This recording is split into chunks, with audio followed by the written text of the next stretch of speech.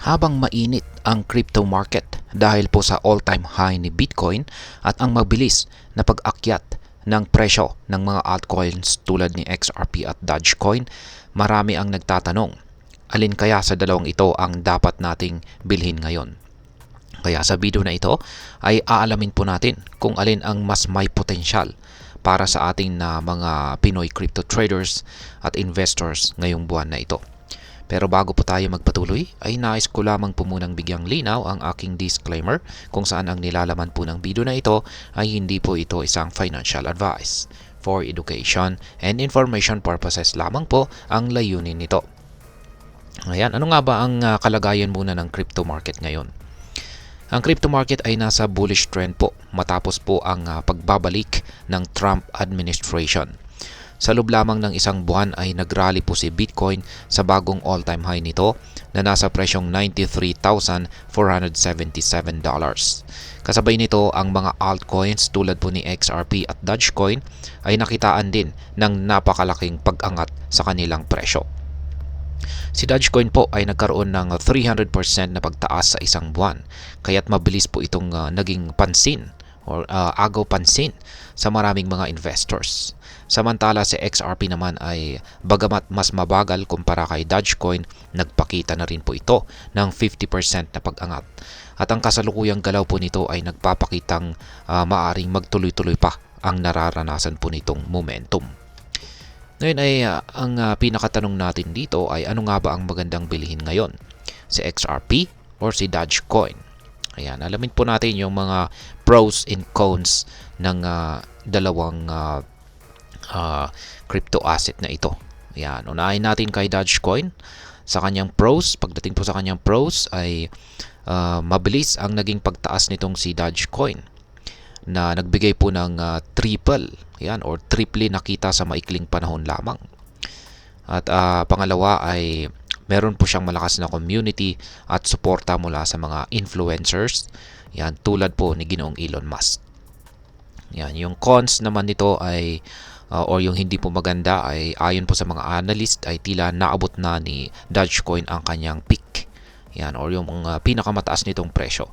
Kaya mas mataas ang posibilidad na ito ay makaranas ng sideways movement o pagbaba dulot po ng profit taking.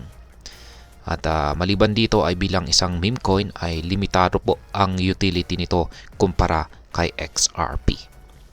Ayan, dito naman po tayo kay XRP. Ano naman ang kanyang pros?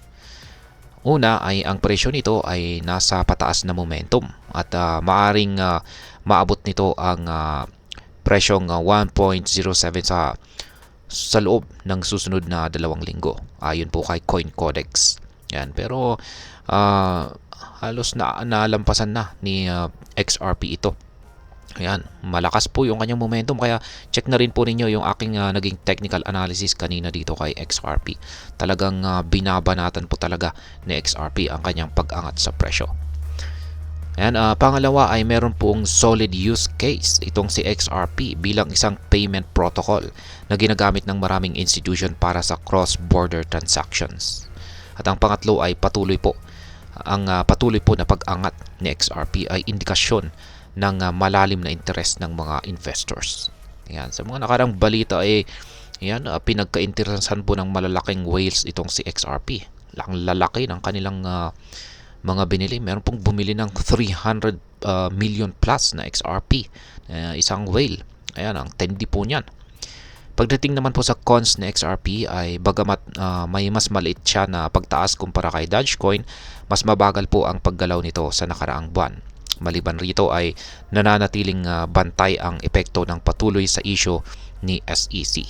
Ayan, hindi pa rin natatapos yung legal battle ni Ripple kay SEC. Ngayon ay ano po ang mga forecast naman dito, ayan, ng mga analytical platform kay Dogecoin at saka kay XRP. Unahin po natin kay Dogecoin. Ayon po kay CoinCodex, ang galaw po ng presyo ni Dogecoin ay magpapatuloy sa sideways movement or magkukonsolidate daw po siya. Ibig sabihin ay maaring hindi na ito magkaroon ng malaking pagtaas sa mga susunod na linggo dahil naabot na nito ang kanyang peak price na sa kasalukuyang rally. Pag sinabi po nating peak price, ay ito na yung talagang all-time high nito or pinakamataas na presyo nito.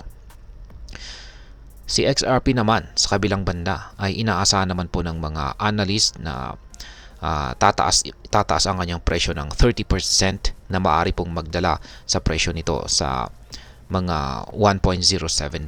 At kung magkatotoo po ito ay ang investment na $1,000 ay maaaring maging $1,300 sa maikling panahon lamang. Yan.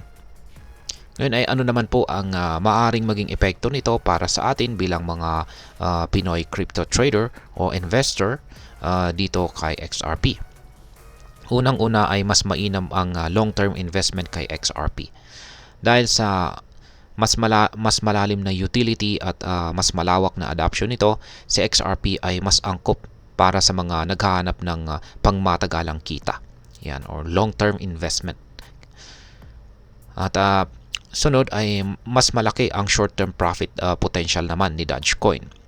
Para sa mga gustong maglaro or mag-trade sa mabilis na kita o day trading, si Dogecoin ay maaari pong maging mas kapaki-pakinabang kung maingat na susubaybayan o babantayan ang mga price action nito.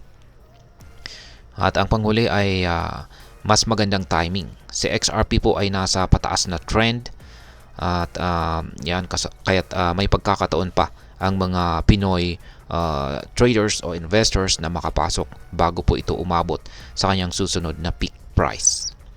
Ngayon ay ano naman po ang aking masasabi tungkol dito. Kung ikaw ay isang long-term investor, mas mainam po na pumili or piliin itong si XRP dahil sa meron po siyang mas matatag na pundasyon at utility. Yan. Long-term investor, mas okay si XRP. Ngunit kung ikaw naman po ay short-term trader at handang makipagsapalaran sa mataas na volatility, ay mas angkop itong si Dogecoin. Yan. Sa madaling salita, kung ikaw ay isang short-term trader at saka risk taker, yan, mas nababagay po sa'yo itong si Dogecoin. At ayan, hanggang dito na lamang po tayo sa video na ito mga ka-crypto. Sana po ay inyong nagustuhan ang aking paliwanag sa video na ito. Kung inyo po itong nagustuhan, paki-click lamang po ang like button nito. Marami pong salamat sa panonood. Ingat po tayo lagi at God bless po sa ating lahat.